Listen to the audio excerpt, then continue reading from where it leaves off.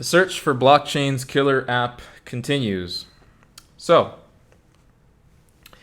I think this is something that is almost like a little bit of a red herring in crypto circles. And this mainly has to do with the idea that for blockchain to be successful, it needs to create a killer app, something that only blockchain can do, something that only the distributed ledger is capable of, something that only decentralized tech can do.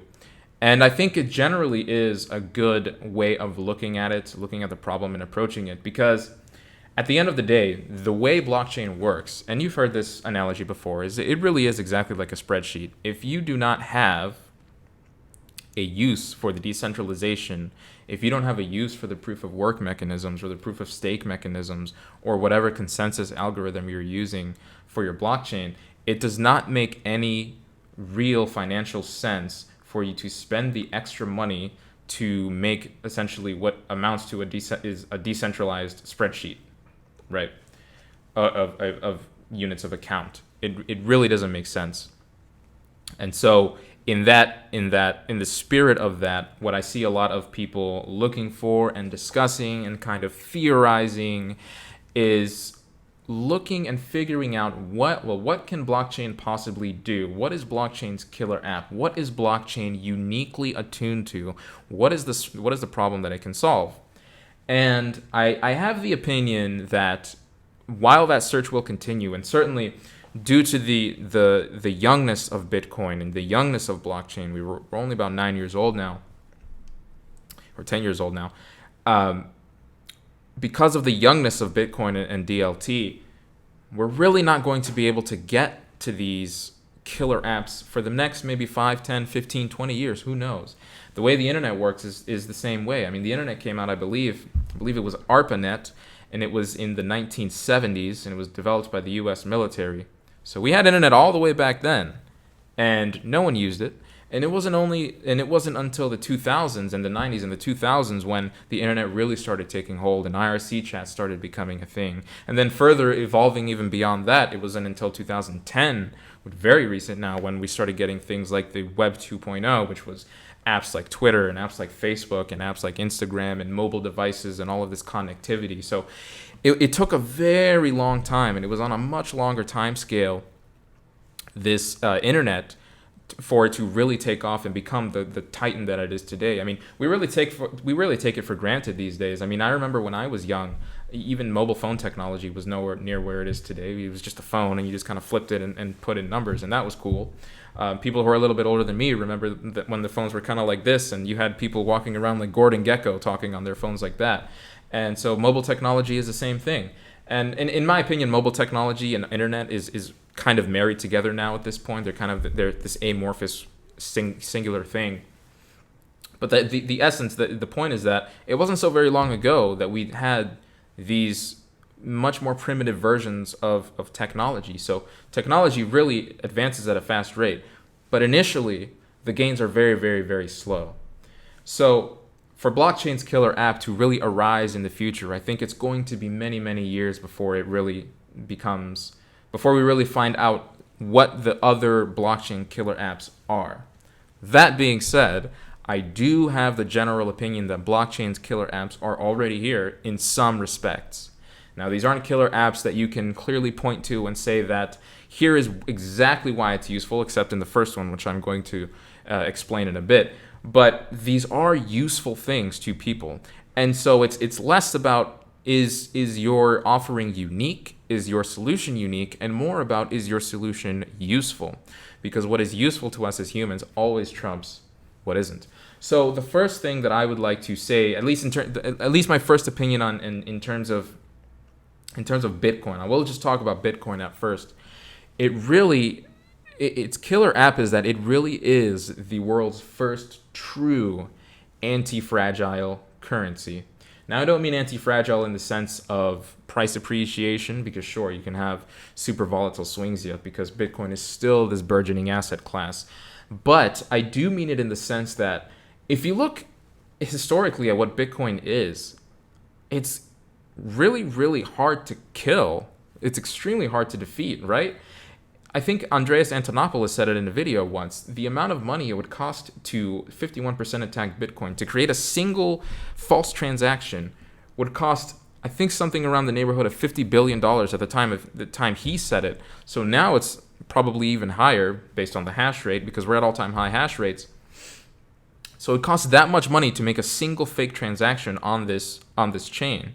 So that right there is why Bitcoin is completely, it is something that is so hard to kill. You can't 51% attack this thing.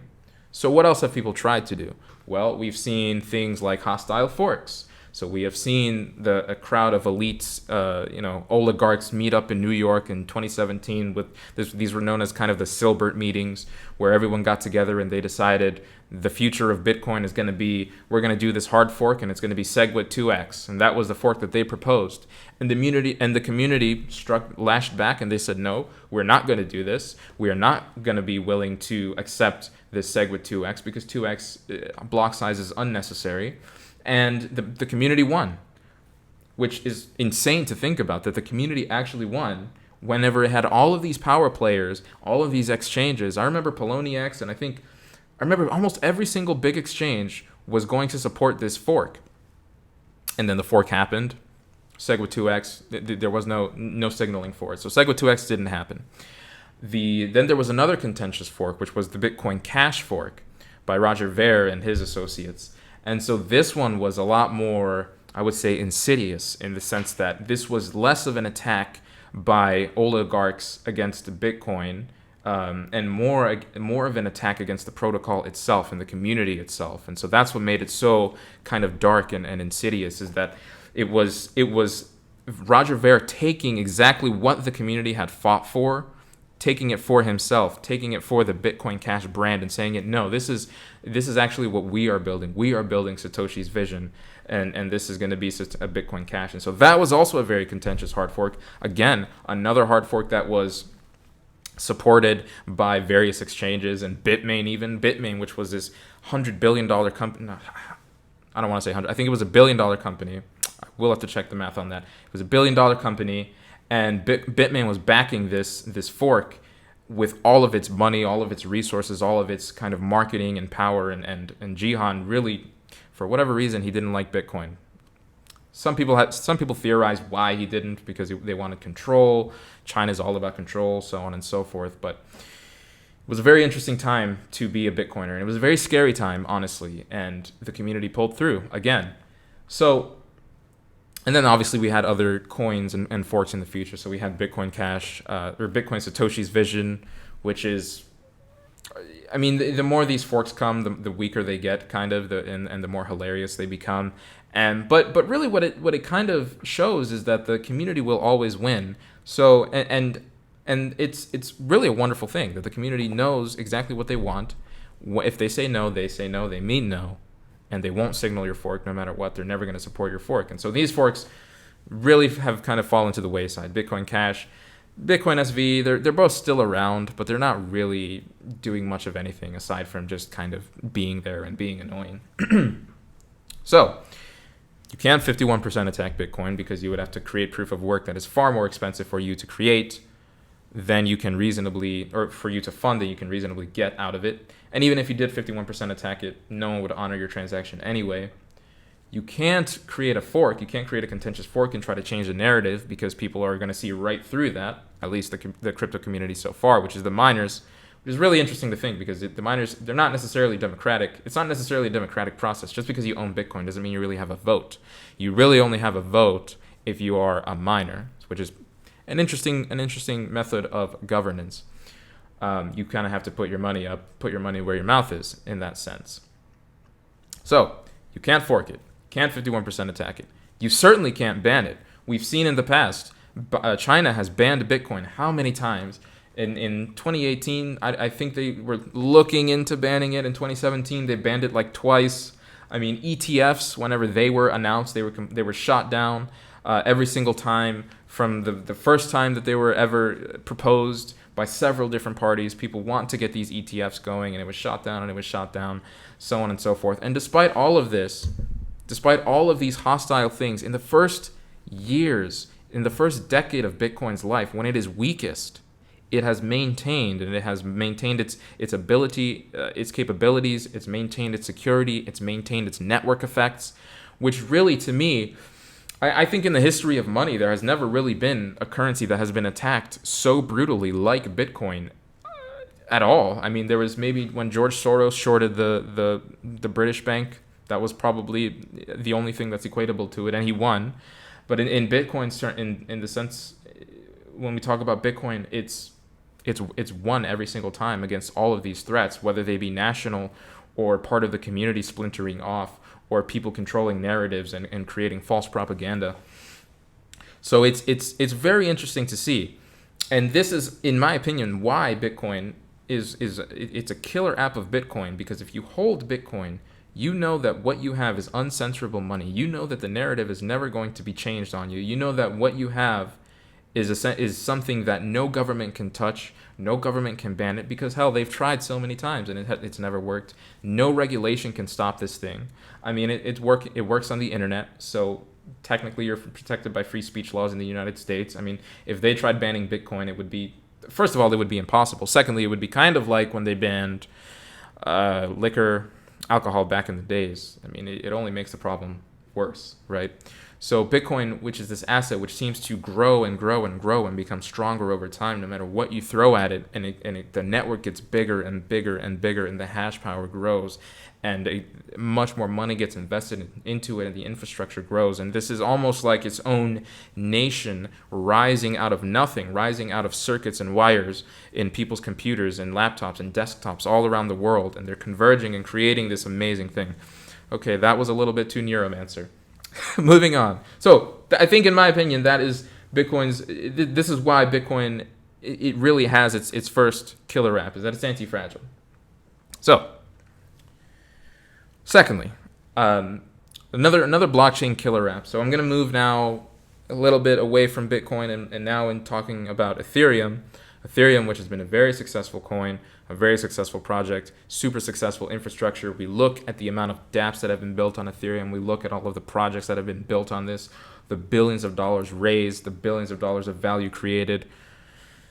Well, the billions of dollars of value that we hope to create. And I think the one of the killer apps for Ethereum, in my opinion, that I see is its ability for any team around the world to get together in a permissionless way. Doesn't matter about laws, really, because code is law. And you can even be anonymous if you want. I've seen a few anonymous projects. And you can raise money. You can raise millions of dollars through Ethereum. If people like your idea, they can provide you with the proper funding. And compared to the traditional model, it's much faster. There's no paperwork. Again, it's permissionless, so that you don't need to ask anyone if you can do this thing or not. You just get your best developer friends together, your designer friends, and you create something. And it's something that is completely unheard of in any other space. The closest thing to Ethereum that I could possibly equate it to is perhaps fundraising services, so Indiegogo, maybe Kickstarter, kind of similar, right? But these are very permissioned. You have to go onto the website, you have to apply, you have to do all of these different things. Whereas with Ethereum, you can simply have your project and you can tell people, look, if you want to fund our project, here's our Ethereum address. You can do this. You can do it this way. And there's even legal methods of doing it now. So you can have the SAFE, the SAFE. You can have the SAFT, the simple something for future tokens, simple agreement for future tokens. So there's all of these burgeoning methods of fundraising on Ethereum, and the methods constantly grow and the techniques constantly improve, so on and so forth. If you wanted to create, so let's say you're a team somewhere in, I don't know, let's say China, right? And you wanted to create a phone app. Well, no, China's maybe a bad example. So let's say you're in America and you wanted to create a phone app, right? You can do a phone app, but you basically need to get it licensed and verified by Google. It has to fit the criteria, right? If you want to get on the Android store, the same thing for the iPhone store. If you want to get on there, you need to go through Apple. So you have to go through these things, and they're permissioned. So it's very difficult if you want to make a phone app to do that.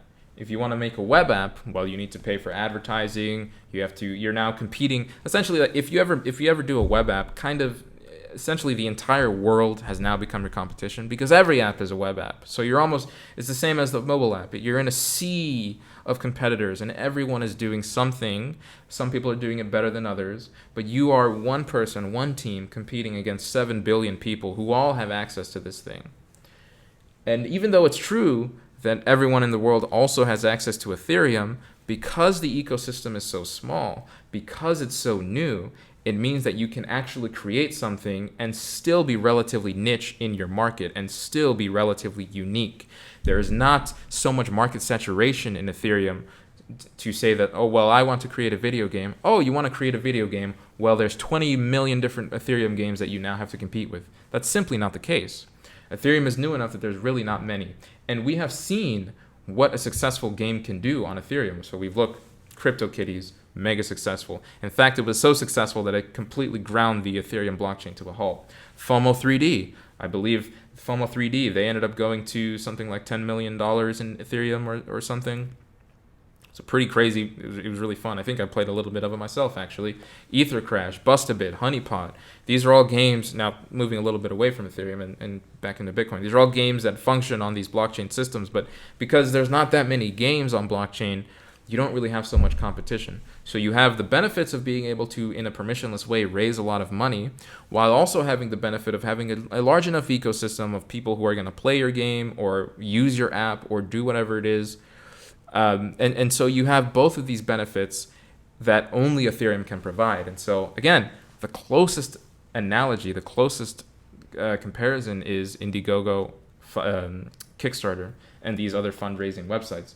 So, and compared to those, I would say Ethereum is far, far, far superior. You don't have to pay any fees to anyone except the miners, very small, negligible fees, so on and so forth. So as we move forward and we look for blockchain's killer apps, I think it's important that we don't forget that in many cases we already have blockchain's killer apps. We have the power and security and network of Bitcoin, and we have the ability to raise funds and the ecosystem and infrastructure that Ethereum provides. And so I think moving forward, these things are going to become a little bit more apparent and obvious to crypto investors at large. So we're going to look at it and say, you know what? I think these killer apps were here the whole time. So thanks for watching this video. I hope you guys enjoyed it. Please leave a like if you liked it. Subscribe to the channel if you want to see more. And I will see you guys next time.